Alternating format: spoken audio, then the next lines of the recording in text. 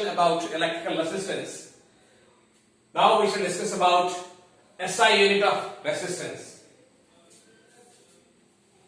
SI unit of resistance from Ohm's law, R is equal to V by I. It is obvious that from Ohm's law, resistance is equal to V by I, that is potential difference across the ends of a conductor divided by the current flowing through the conductor. Now, in this equation, if we take SI unit on the left hand side, so on the right hand side there must be SI unit. So SI unit of R is equal to SI unit of V divided by SI unit of I. Now SI unit of R is 1 ohm. 1 ohm, SI unit of V, that is potential difference, is 1 volt, and SI unit of electrical current is 1 ampere. Therefore, we can define 1 ohm resistance in terms of potential difference and the current flowing through it. 1 ohm, the electrical resistance of a conductor is said to be 1 ohm if 1 ampere current is set up when a potential difference of 1 volt is maintained across its ends. What does it mean? If we have a conductor like this,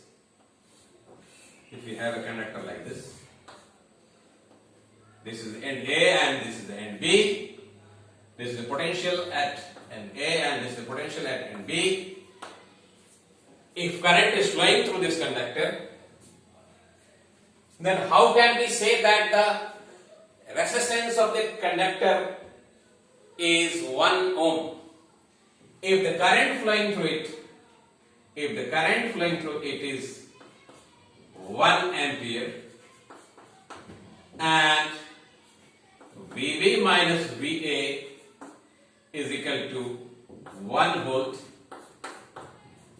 then we can say that the resistance of the conductor AB is 1 ohm.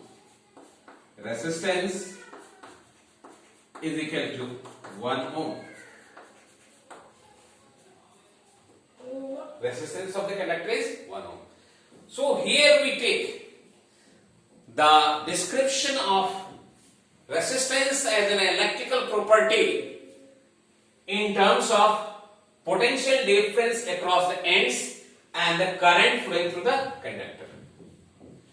Now the same discussion can be extended further. Let's see how. R is equal to V by I from Ohm's law, and also we know that potential difference is work done per unit charge. So for V we can write W by Q, and for I we have I over here. So R is equal to W by Q into I. Now SI unit of R, left hand side, is equal to SI unit of W, work done, SI unit of charge Q, and SI unit of electric current I. And what is the SI unit of electrical resistance? 1 ohm. SI unit of W is equal to joule, 1 joule. SI unit of charge is coulomb, and SI unit of electric current is ampere. So looking at this expression, what can we say about 1 ampere? 1 ampere. 1 ampere, the electrical resistance of a conductor is said to be 1 ampere if 1 joule of work is to be done, is required to be done to set up an electric current of 1 ampere using 1 coulomb of charge.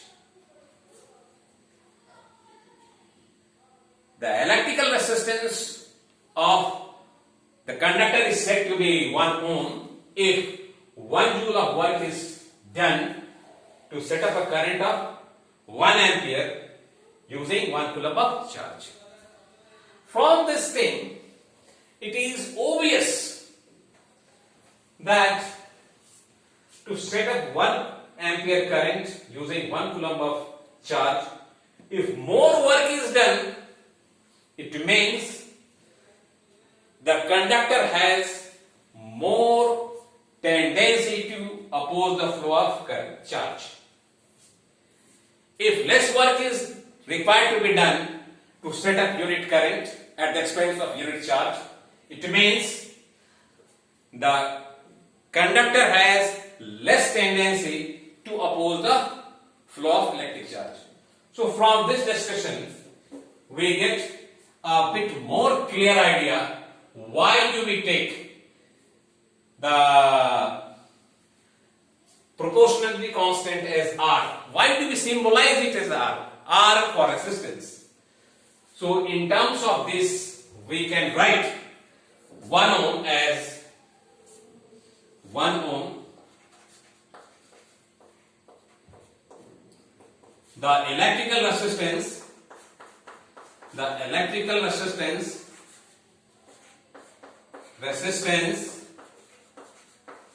of a conductor is said to be 1 ohm. Now we continue it over here. 1 ohm from here to here. If 1 joule of work is required to be done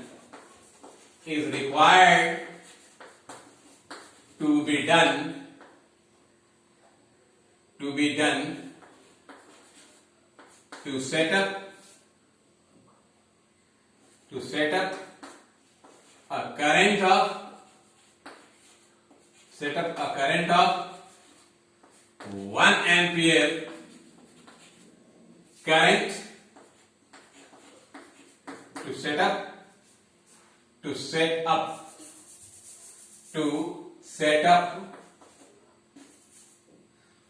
up 1 ampere current using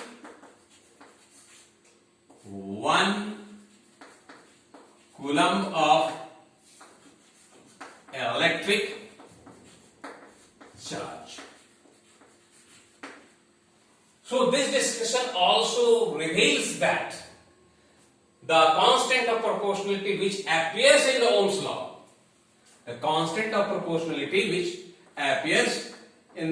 Ohm's law, in fact which has been denoted by R, refers to what? Electrical resistance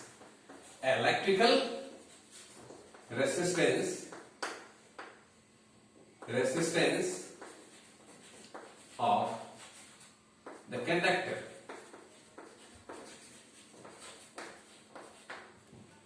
Now, there is a very frequently asked question: why do we take the consideration of temperature in Ohm's law?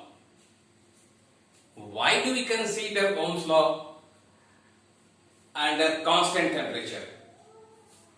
Does temperature of a conductor has any effect on the resistance? So in this discussion we shall take into consideration of the effect of temperature on electrical resistance. Effect of temperature on electrical resistance. This is the main thing which we are going to discuss. In case of metallic conductors, free electrons are the charge carriers. What are charge carriers? The charge present on the electrons, charge present on the ions, which are mobile under the effect of electric field, are called charge carriers, and as a result of these charge carriers, electric current is set up. In case of metallic conductors, free electrons are the charge carriers. In metals, the electrons in the outermost orbit are almost all free. So these free electrons act as charge carrier to set up electric current, charge carriers which under the effect of electric field set up electric current. When these charge free electrons are put under the effect of electric field, all these free electrons move along a direction opposite to the direction of electric field, and in this way there is a flow of charge, direction specific flow of charge to set up electric current. So here we have taken a section of a metallic conductor. These positively charged ion sheets, and these are the free electrons which are moving in the random direction. Their velocity is absolutely random, undetermined. Free electrons have random motion. In absence of any external electric field. Free electrons are in random motion. They behave like gas molecules. So they have random motion, undetermined motion, direction of velocity. Free electrons have random motion in absence of any external electric field. The random motion of free electrons is temperature dependent. The random motion of free electrons is temperature dependent. Now in case of gases, if we increase the temperature of gas, the random motion of the gas molecules get increased. In the same way,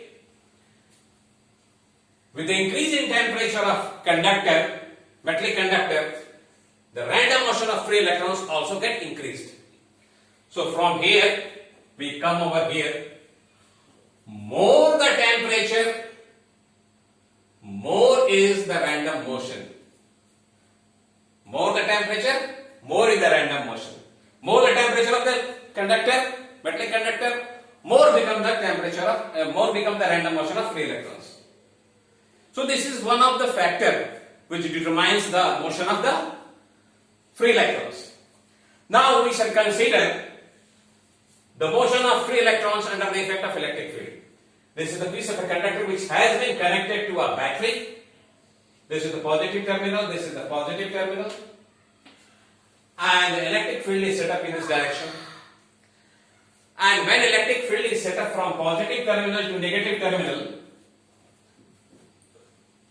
within the conductor, all the free electrons at once become alert to move along a direction opposite to the direction of electric field. So these free electrons are under the effect of electric field. They move along a direction opposite to the direction of electric field. Now if we consider what are the two physical factors which are affecting the motion of these electrons, the first is temperature, and second one is electric field. How the temperature affects? Temperature increases the disorderness, randomness of the motion of free electrons in the conductor, whereas electric field increases the ordered motion of the free electrons. And what about temperature? Even a cold body has a temperature well above 0 Kelvin. So with increase in temperature, what happens? The tendency of the free electrons to go in the state of randomness increases. However, there is electric field acting. But if we increase the temperature of this conductor, what will happen? There will be some randomness. If we increase the temperature of this conductor. So there will be what? Some randomness. With order there will be some sort of randomness, and this some randomness or limited randomness